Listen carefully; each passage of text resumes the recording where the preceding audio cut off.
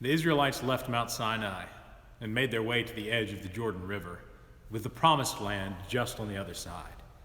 They camped there for 38 years before finally having the faith to move across the river into the land God had promised to their ancestors. After Joshua led the Israelites across the Jordan and divided up the land among the 12 tribes, they lived in the Promised Land for around 300 years. And during that time, they were governed by a group of people called judges. They had no king, no single ruler, which they perceived as a problem. There were external threats all around them, including and especially the Philistines, who threatened to come in and overtake them.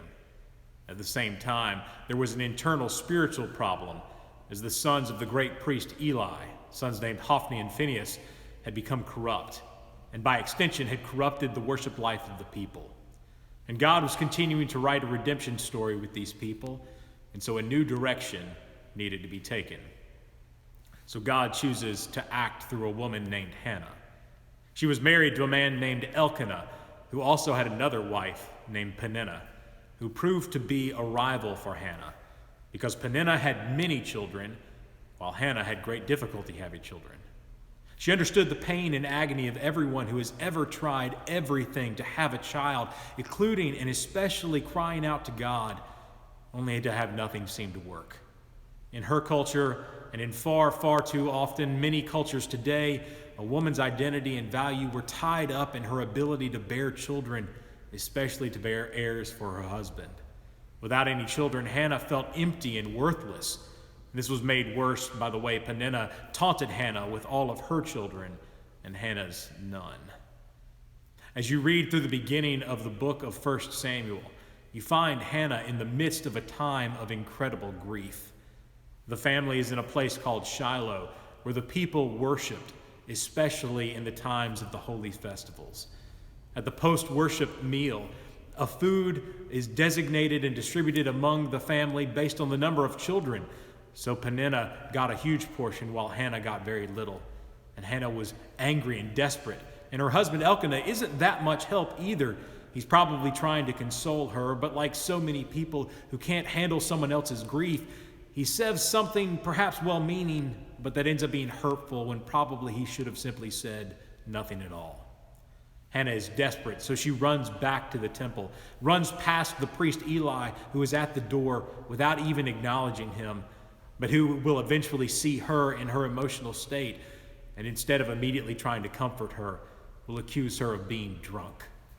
She drops to her knees in the middle of the sanctuary, and she prays the most fervent prayer of her life. She has been sad and angry for so long, and it all shows in her body language as she prays. She is moving her mouth, but the words don't come out, but still she cries out from her heart. She even tries to bargain with God. If God will only give her a son, she will dedicate him right back to God. And many of us have at least some understanding of what it means to dedicate a child to God. We have brought our children before the congregation. We have made promises to raise them in the most loving way possible. We promise to provide for them as God would have us to, and to help them to come to know the love of God to the point where it becomes personal to them, and they find themselves at last in God's story. All of this is acknowledging something deeply profound about what it means to be a parent, and that is, our children are not our own. Whether we physically conceive and bear them, or we adopt them or foster them, or we simply offer guidance and mentoring, support, and love in other ways, parental, our children are not our own. They are gifts from God. They also bring with them immense responsibility because, like the best gifts, they are meant not only to bless us, but to bless the entire world. And that understanding shapes the way that we raise them. I haven't talked about our daughter Hattie in a couple of weeks, so it's about time that she becomes another sermon illustration. It's been a rough week, honestly, in the King household. Our beloved dog Murphy, whom Lelia and I adopted over 7 years ago, just passed away. He had bladder cancer that we are pretty sure spread to his entire body, including his brain, causing him to have seizures. It was horrible to watch as he either struggled with pain and discomfort because of the bladder cancer, or the convulsing of the seizures, or the disorientation of the medicine he was on. He had no quality of life, and it was time for his suffering to come to a merciful end. It was one of the most heartbreaking things that we have ever experienced, as any pet owner understands. And if you have ever lost a pet, you know the unique type of grief that it brings. Obviously, we had to break the news to Hattie, and we were terrified. How would she react to the first true visitation of death to her experience of life? On that night and on the following night, she expressed sadness and how much she was going to miss Murphy, but she also expressed incredible peace. She said that even though Murphy was gone, he was in her heart, so he would always be with her, and that even though he had been sick, she believed that God had finally fixed him. He was better now, and they were running around together and playing catch in heaven, she said. It is an image that has enabled us to get through this pain. And now here we were, hoping to be able to guide Hattie through one of the most challenging experiences for anyone, and Hattie was the one preaching comfort to us. And as a father, I thought, if this kid is this kind of blessing to us, sensing our grief and being a comforting presence of hope and peace to us, it is our responsibility as her parents to foster that in every way possible, so that the gift she is for us can become a gift that is shared with the world. Hannah may have tried to strike a deal with God at first, but ultimately she came to understand the great truth that our children are not our own. They are gifts from God, and like the greatest gifts, they are meant to be shared with the world, to be cherished by us, to be nourished, so that they can be raised to make a mark on the world that helps make God's dream a reality among us. So Hannah makes her plea to God. She promises that if God would give her a son, she would dedicate him right back to God. She would give him up and give him back to God. She would make sure he lives as pure a life as possible. He would be raised to be a priest, and he would lead the people to love and to worship God.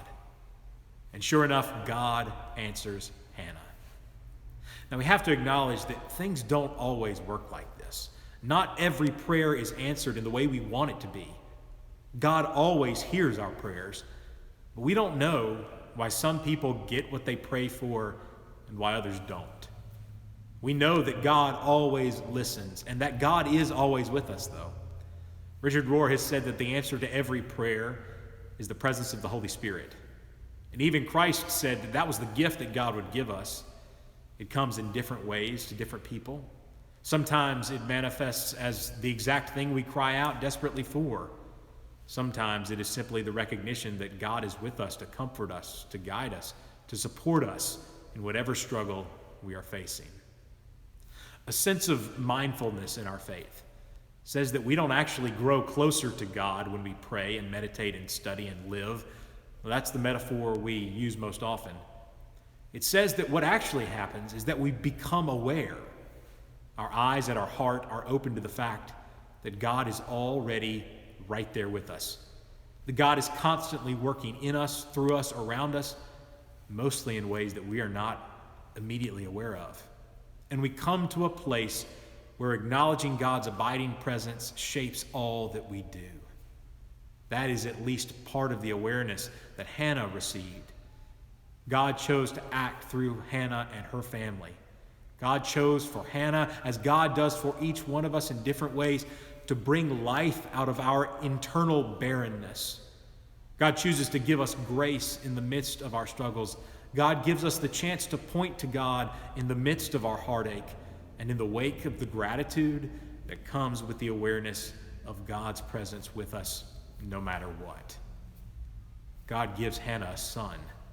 She names him Samuel, whose name can be a reference to the fact that she fervently asked for a child. It could also be a more literal reference, meaning the name of God, because he would bring the name of God before the people. He would be called to help them rewrite the story of their worship life together. He would serve as a priest and a prophet and a judge. He would also serve as the bridge between the time of the judges and the time of kings, as he was the one who anointed the first king, Saul, and ultimately Israel's greatest king, David.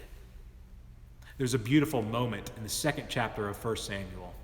Hannah recognizes that God has heard her and answered her prayer.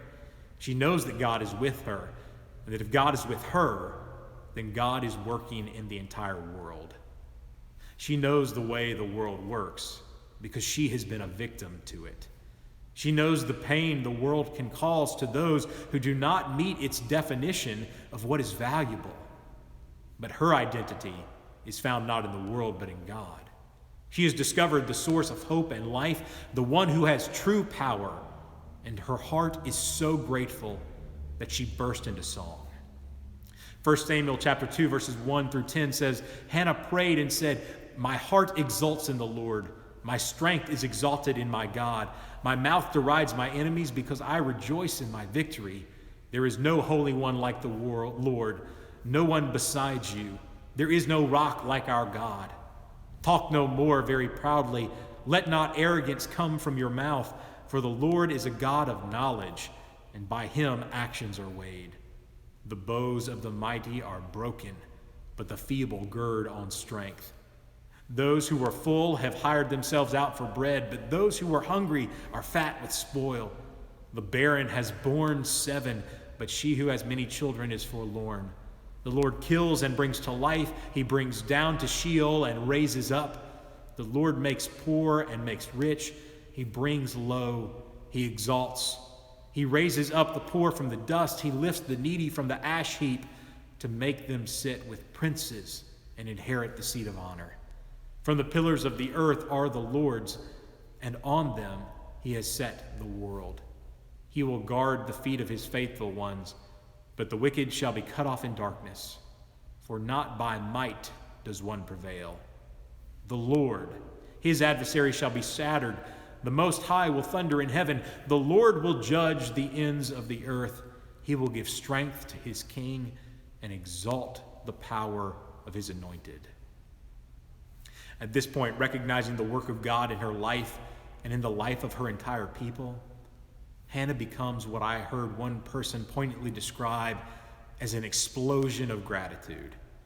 She has embraced a sense of gratitude that will shape the way she lives. It has shaped the way that she sees the world. It's as if the curtain has been pulled back and she has been given a glimpse behind the scenes. She now has eyes to see God at work, a God that is constantly working on the side of the ones who are overlooked, forgotten, put down, and oppressed. A God that is working to redeem the entire world. She has seen what true power looks like. It isn't the power to rule or to manipulate or to profit.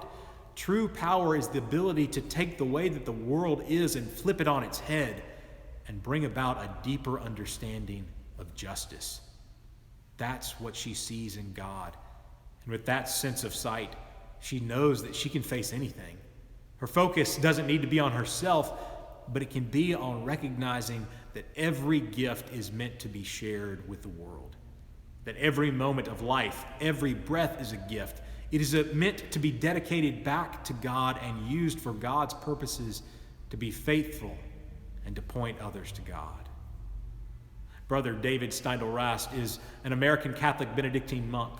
He is a scholar and a lecturer.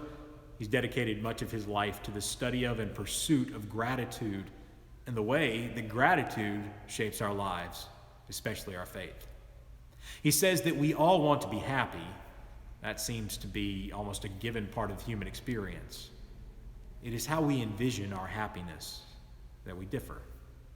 He recognizes that most often we pursue happiness. If we can just figure out how to be happy, we think, then everything will be fine, including the fact that we will then be grateful. If we are happy, then we can be grateful. Steindl-Rast says, however, that the opposite is actually true. It is when we learn to be grateful, when we embrace gratitude in everything, that we actually become truly happy. He says that when we embrace gratitude, we can learn that every moment, every breath is what he calls a given moment. It is full of value. No matter if it is pleasant or a struggle, it is a gift. It isn't something that we have bought or earned or that is guaranteed to us. We have no assurance that there will even be another moment or another breath after it. It is given to us by God as a gift. He says that the gift of each moment is that each moment comes with opportunity.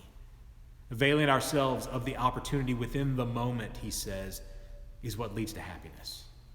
In our faith terms, each moment comes with an opportunity to recognize God's presence and respond in faith.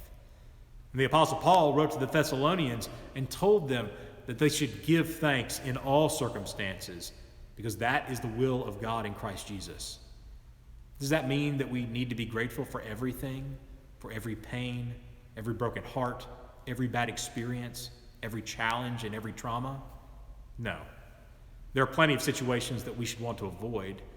I can't imagine being thankful for the sickness or loss of a loved one. But Paul says that God's will is that we should embrace a spirit of gratitude in every moment.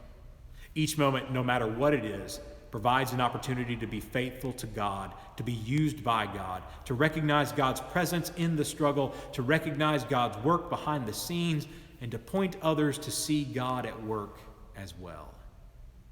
When Hannah recognized that God was working in her life, she took the gift she was given and she dedicated it back to God. And that is a mark of a resilient faith. It recognizes that every gift and every blessing we have is not our own. They are not ours to hoard. They are gifts of grace that we must be open to allowing to shape us. And every challenging situation is an opportunity to respond in faith. We can give our plight over to God just as Hannah did. We can claim the promises of God, that God will be faithful to us, that God can breathe life and wholeness into the parts of our lives that feel empty and barren, that God is creating a new world among us that doesn't rely on human power, but that relies on the power and will of God. And we can be part of that work by opening ourselves just as Hannah's did. My wife's sister has a friend. She's the kind of friend that everyone needs. She's the caregiver, the cheerleader, the encourager. She's the one who rallies the troops to support a friend in need. This friend has a husband and 3 children. She's just been diagnosed with breast cancer. She recognized a couple of lumps that felt strange to her, but at the time decided it probably wasn't a big deal and she could wait until her regular appointment next year. And everything was driven by responding to COVID-19, so some things seemed like they could just wait. And then she saw a news story pointing to the startling number of people who were not going to their regular appointments in the time of pandemic, and how that was causing delays in diagnoses that could also mean delays in treatments that could save lives. She knew that if any of her friends had been in her situation, she would have done everything she could to make sure that they saw a doctor. So she convinced herself to go. She went, and she received the awful news. And this happens every day. Some people choose to share their experiences publicly, some choose to keep it private. What is remarkable about this friend of my sister-in-law is that she has carried her spirit of gratitude and concern for others right into this terrifying situation. As much of an impact as this is having on herself and her family, she has consistently shown that her concern is more about everyone else and not herself. She's thought about the 17-year-old girl in the waiting room of the doctor's office with her at that appointment, praying that this teenager was not there to get the same diagnosis that she did. She knew how lucky she was to have treatment available, and that the parts of her body impacted had already served their practical purposes in caring for her children.